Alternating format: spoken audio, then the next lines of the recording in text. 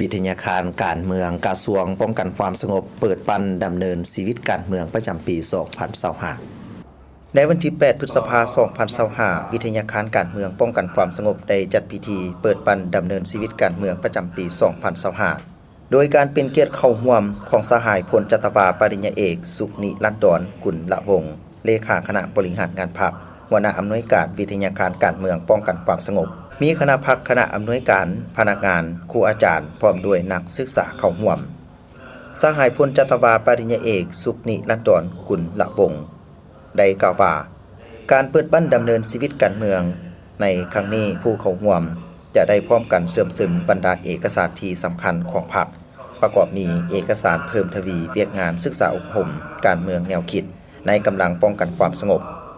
เอกสารเสริมขยายธาตุแท้บุญเสื้อปฏิบัติอันสง่างามของกำลังป้องกันความสงบเอกสารจรรยธรรมจรรยาบรรณของนายและพลตำรวจและเอกสารต้านสกัดกั้นและแก้ไขปรากฏการณ์โยธาในกำลังป้องกันความสงบทั้งนี้ก็เพื่อเฮ็ดให้การเพิ่มทวีเวียกงานศึกษาอบรมการเมืองแนวคิดให้สมาชิกพรรคนายและพลตำรวจภายในวิทยาคารการเมืองป้องกันความสงบมีความหนักแน่นทางด้านการเมืองแนวคิดเข้มแข็งทางด้านการจัดตั้งมีแบบแผนที่ทันสมัยมีคุณสมบัติศีลธรรมปฏิบัติมีความสัตย์ซื่อบริสุทธิ์และจงรักภักดีต่อพรรคต่อประเทศชาติและต่อประชาชนแนวสาเหตุให้นายและพลตำรวจได้เสื่อมซึมกำแน่นธาตุแท้หมุนเสื้อปฏิบัติอันสง่างาม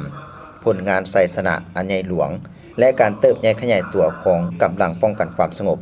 ประชาชนลาวตลอดระยะผ่านมาภายใต้การนำพาเด็ดขาดโดยกงและหอบด้านของพรรคพร้อมกันปกปักรักษาเสริมขยายธาตุแท้หมุนเสื้อดังกล่าวให้นับมือเจริญงอกงามยิ่งขึ้นในโอกาสดังกล่าวสหายพลจัตวาปริญญาเอกสุขนิรันดรกุลละวงศ์